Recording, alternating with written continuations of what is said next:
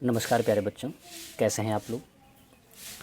Exercise 3E और 3F में विभिन्न प्रकार के प्रश्नों को हम लोग हल करते हुए धीरे धीरे आगे बढ़ रहे हैं।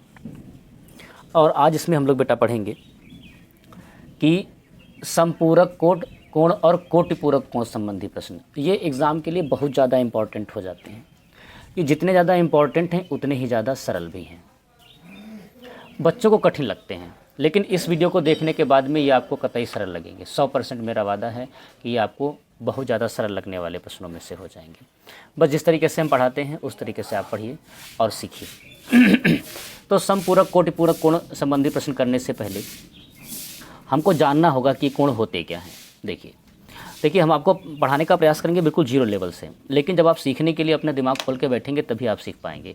आपकी गणित कक्षा 9 तक कितनी भी कमज़ोर रही हो कोई फ़र्क नहीं पड़ता, लेकिन आप रेगुलर एक तरफ से अगर हमारे सारे वीडियो देख रहे हैं तो आपके गणित में 80+ और 90+ नंबर लाने से कोई रोक नहीं सकता।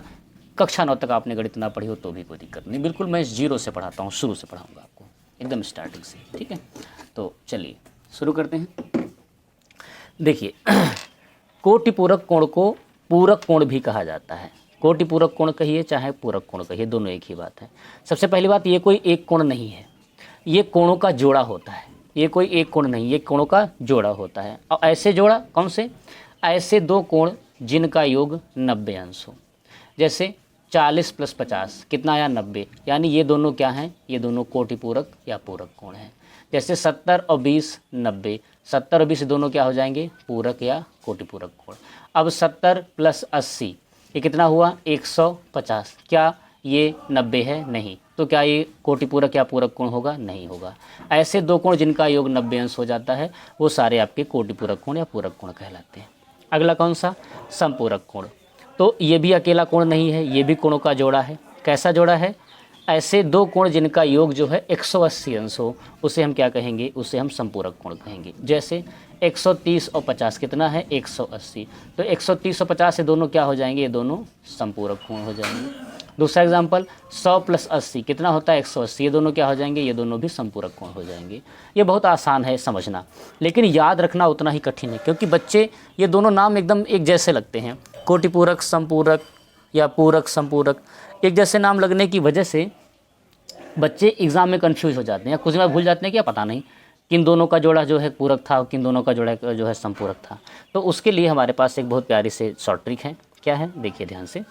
पूरक के बप्पा हैं 96 दोनों जोड़ो आवे 90। पूरक के बप्पा हैं 96 दोनों जोड़ो आवे 90। यानी इस दोहा को याद कर लीजिए तो आप कभी कंफ्यूज नहीं होंगे। पूरक के बप्पा हैं 96 दोनों जोड़ो आवे 90, यानी पूरक या कोटिपूरक कोणों का योग कितना होता है? 90 होते हैं। ठीक।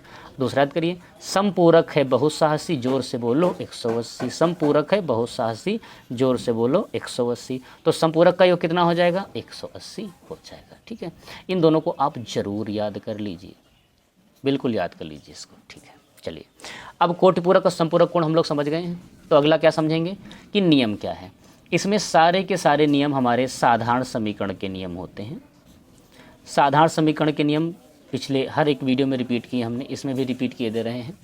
कौन कौन से साधारण समीकरण के नियम होते हैं? जैसे कहीं पर अधिक है तो प्लस लगाइए, कम है तो माइनस लगाइए, अंतर है तो माइनस लगाइए, गुना है तो गुणा कीजिए, अनुपात है तो बटे कीजिए। इसी तरीके से ये सारे हमारे साधारण। और पेन मेथड, इसमें एक और नियम आपको लिखा होगा, छुपी हुई शर्त। छुपी शर्त का मतलब समझिए ध्यान से। इसमें छुपी हुई शर्त आपको लिखनी पड़ेगी कि अगर पूरक कोण है या कोटिपूरक है तो x + y = 90, अगर समपूरक है तो x + y = 180। इस छुपी हुई शर्त का मतलब क्या है? आइए समझते हैं सवाल के द्वारा। एक्सरसाइज 3E का 17 नंबर, एक ही सवाल अपने इसमें है, लेकिन हम आपकी प्रैक्टिस के लिए एक और वीडियो लाएंगे जिसमें हम लोग कोटिपूरक समपूरक कोणों की प्रैक्टिस करेंगे। हालांकि प्रश्नावली में एक ही सवाल है। देखिए, दो समपूरक कोणों में बड़ा कोण छोटे कोण से 118 अंश अधिक है, कोण ज्ञात कीजिए। अभी तक जितने भी सवाल हमने कराए हैं और नियम भी हमेशा बोले हैं हमने, क्या कि आपको दो लाइन मिलेंगी, दो समीकरण बनेंगे और दो समीकरण को ऊपर नीचे लिख करके विलोपन से हल करके हमको आंसर निकालना है। लेकिन यहाँ पर तो नियम फेल हो रहा है। देखिए यहाँ पर एक ही लाइन दी है, एक लाइन का मतलब है एक समीकरण बनेगा और एक समीकरण से हमें दो मान नहीं प्राप्त हो सकते।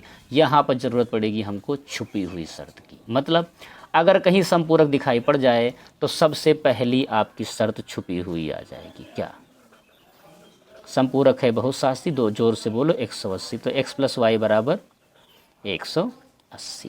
ठीक, ये पहली छुपी हुई शर्त आएगी। और जो दूसरी शर्त है वो आपको यहाँ पर दी होगी। दूसरी शर्त क्या है कि बड़ा कोण छोटे कोण से, तो बड़ा कोण x मान लो, इधर y, बड़ा कोण छोटे कोण से 18 अंश अधिक है। बड़ा कोण छोटे कोण से 18 अंश अधिक है। इसको इधर लाते हैं, x - y बराबर 18। ये छुपी हुई शर्त का कमाल है बेटा, ये छुपी हुई शर्त का कमाल है। ठीक, चलिए अब इसके बाद कोई दिक्कत नहीं है, आराम से हल हो जाएगा। इनको ऊपर नीचे लिख करके हल कर लीजिए। ये 10 70 162, 162/2, 2 8 16, 2 1 2। तो एक कोण हो गया हमारा 81। समीकरण 1 में रखेंगे, दूसरे का मान निकाल लेंगे। चाहे 2 में रखो, 2 में रखो ज़्यादा आसान रहेगा। तो y का मान समीकरण 2 में रख लीजिए।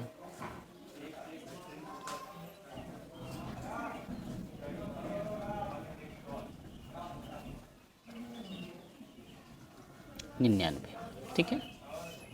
तो एक 99 और दूसरा 81 हो जाएगा। अभी इसका एक प्रैक्टिस वीडियो और लेकर के आएंगे, इसमें 2 या 3 क्वेश्चन अपने पास से बना करके आप लोगों को देंगे। अब आप 2 बातों को बहुत ध्यान रखेंगे कि पूरक के बप्पा है 26, दोनों जोड़ो आवे 90, संपूरक है बहुशास्त्री, जोर से बोलो 180। और इस शॉर्ट ट्रिक का हम वीडियो अलग funny math and science trick के प्लेलिस्ट में भी अपलोड कर देंगे।